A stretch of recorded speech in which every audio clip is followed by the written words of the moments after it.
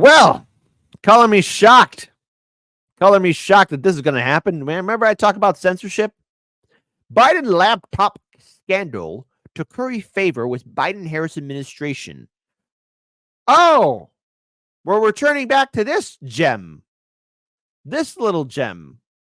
This little gem that will keep you up at night, eh? Look at this. Look at this. Goodness gracious, Cretaceous. So in other words, my lovelies, let me close this window here. What's wrong with you? The FBI warned major U.S. tech companies ahead of the Post's first reports on the Hunter Biden laptop story in October 2020 that Russian agents were preparing a strikingly similar document dump. And once the scoop materialized, Facebook executives discussed calibrating censorship decisions to please what they assumed would be the incoming Biden-Harris administration, a congressional investigation found. So in other words, everybody give it up for your favorite political commissar, Commissar Hans, political police. You're all going to follow these orders and appease the incoming administration. The new details contained an interim report by the House Judiciary Committee subcommittee, of course, the subcommittee, on the weaponization of government, are emerging as former President Donald Trump leads in polls ahead of the November 5th election, and his allies urge a house cleaning at the FBI, possible new regulations or antitrust actions to punish and restrain platforms like Facebook. Oh no, Zuckerberg. Oh no. Hold on. Somewhere out there, I'm hearing my friend Daniel laugh at this because I got to tell you, man, Facebook, when Hard Lens Media got started, from the beginning, you know, whenever we posted original content on that platform, 2 likes. Whenever we posted anything from authoritative sources, it got a lot of views. Facebook isn't a place, it never was a place where you could grow organically. Hey, look, everybody, it's Hunter. Hunter Biden staring at you. The FBI tipped us all off last week that this Burisma story was likely to emerge. An unidentified Microsoft employee wrote on October 14th, 2020, the day the Post published the first in a series of bombshell stories about the Biden's family's foreign dealings, according to the congressional report. So, for all you lovely, beautiful people, do you remember when you tried to post that story on your Facebook or Twitter account? You couldn't do it. This is why. Internal Facebook communications, including a chat log, show that the employees quickly discounted the Post reporting because it was the exact content expected for hack and leak. Right on schedule, another Facebook employee concurred. Obviously, our calls on this could color the way an incoming Biden administration views us more than anything else. Facebook's then Vice President of Global Affairs, Nick Clegg, wrote on the same day to Vice President to Global Public Policy, Joel Kaplan. The Post spent nearly a month verifying the authenticity of the laptop's files ahead of their publication, though it's unclear to what extent the FBI was aware of that work as it prepared for its pre-buttal. So, in other words, Facebook jumped the gun. Remember when Mark Zuckerberg said, Oh, I'm sorry. I'm sorry I censored all of you. Look, we all know about the Twitter files. I'm very curious about the Facebook files and eventually the Google files, but I digress. The FBI has possessed Hunter Biden's banned laptop since December 2019, and knew that files cited by the Post in its coverage came from a Delaware computer repairman and not the Kremlin. Okay, there we go. But after preemptively discrediting the world exclusive to big tech, the FBI kept silent publicly as 51 ex-intelligence officials suggested, and then candidate Joe Biden outright alleged that the files came from Russia.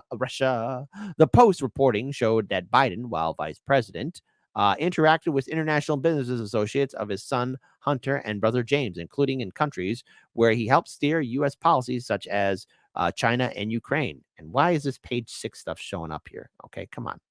We don't need to see mystique, okay? Repairman turned whistleblower John Paul Isaac provided the laptop, which Hunter failed to retrieve to the FBI in December of 2019, believing it had significant information about the internal corruption, and later provided copies of the same files to the Post. Congressional Republicans accuse the FBI and tech platforms of collaborating to defeat Trump in the last election, a perception that social media company employees were well aware of at the time. When we get hauled up to Capitol Hill to testify on why we influenced the 2020 elections, we could say we have been meeting for years with the United States government to plan for it, a Facebook employee wrote in a July 15th, 2020 message published in a new report. Look at all these guys. The FBI says it told some Twitter employees on the day of the first laptop story that a device was real, but the message did not appear to be widely circulated internally, and similar acknowledgement has not emerged involving Facebook. Oh my goodness.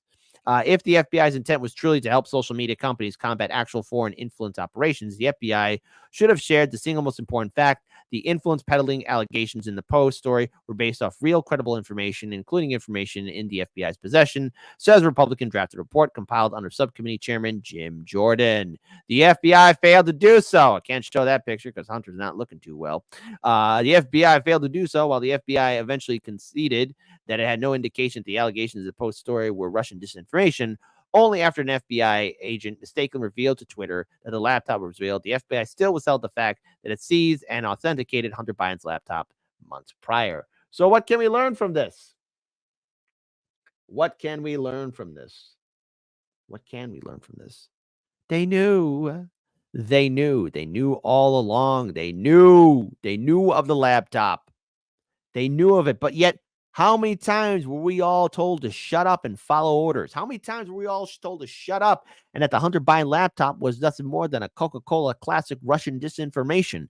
I played the Matt Orfila videos before, and shout out to everybody that's been consistent about calling out the fact that the FBI was influencing and that the Twitter and Facebook employees, the upper echelon management wanted to get in good favor with the new incoming administration. So you know what that means? During that debate between Donald Trump and Joe Biden, Trump was telling the truth about the laptop. Democrats. Oh, we care about free speech. If Trump gets elected, we're all going to be censored and be sent to jail. No, you won't. You are not relevant enough for anybody to go see you in jail. No one wants to see you in jail, okay? You're not cool enough to go to jail, Democrats or liberals. But, boy, oh boy, ever since Biden got into office, I got to tell you, me and Daniel could speak for hours on end about the trials and tribulations, the minefields, the explosions, the booby traps, just to do content.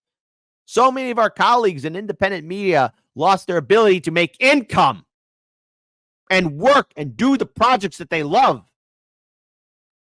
We've seen more censorship under this administration than under Trump. And Heartland's Media got started in 2017. And I got to tell you, folks, I don't like going through this maze of red tape. Hey, liberals, if this is something that you love, just remember, you better fall in line. Never, ever speak out, because once that happens, you're going to be chained up into the prison of censorship too. And I'll be right in the cell right beside you. And I'm going to say, hey, was it worth it? You can't go to your lunch brunch anymore. The Hunter Biden laptop story was real.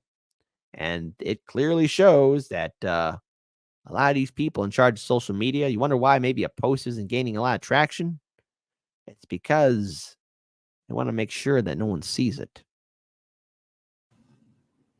Radio station just censored the word devil. Clearly, we are on a different level. I guess you wouldn't notice all the rolling boulders crashing past your shoulders when you're taught to shift your focus lower, scream at all the pebbles, cheering on the bombers because you can't abide the rebels. But I bet you'll wring your bloody hands when all the dust has settled, when the last little limb is pulled from Gaza's twisted metal. Then you can say how you were led astray, and never once in all your days would you have knowingly supported all the genocide for which you clapped and prayed.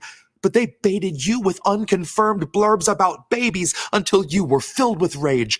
Yet someone told you babies had been starving, bombed, and caged for nearly 80 years in Gaza, and you looked the other way. So regret, but make it fashion. Go and pluck that final petal off a hyacinth on Instagram for every kid they kettled. Every son that Israel imprisoned when they're little, that they tortured for a decade, then surprised with their acquittal. And when they got released and saw their parents and whatever siblings hadn't met the missiles, they stared right through their middle. Their eyes don't seem to focus, and their words are all but dribble, like they're pondering the darkest riddle. That is, how many false flags does it take to make humanity inhuman and uncivil, distorted by the revel? The crooked slant where Israel contorts into America, Biden bathing Bibi in a bloodbath in the bevel. I opened up my feed and I saw children disassembled. Turned some music on and heard the station censor devil.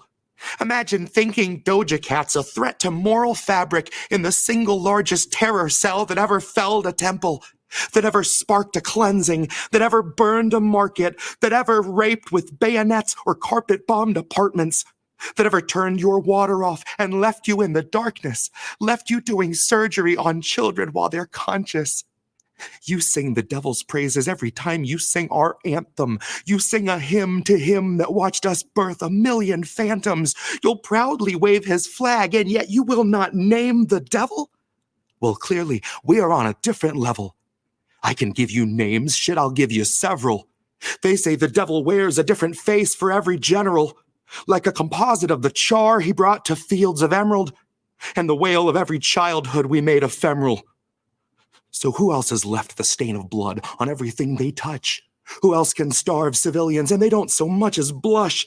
Who else has paid for Gaza being flattened into dust? If there's ever been a devil on this earth, then it is us. That's U.S. What an ugly couple letters. Feeding shit and ignorance to those it chose to tether. From the river to the sea, both are slowly growing redder. For the devil that you know just knows you better.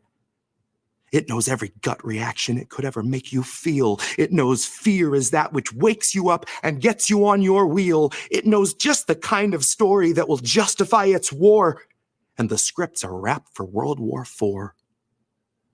So just imagine my surprise to give the radio a listen and to hear such pious morals out of Zionists and Christians that they'd take the devil's name and try to clip it from existence while they carry out his bloody business. You would wave a fascist flag, and yet you honor not your Iblis? Name you not Apollyon? Hush you now your witness? Bleed the name of Belial till tongue is rolling listless in the man-made mouth of Mammon as Lamia's whispers listen.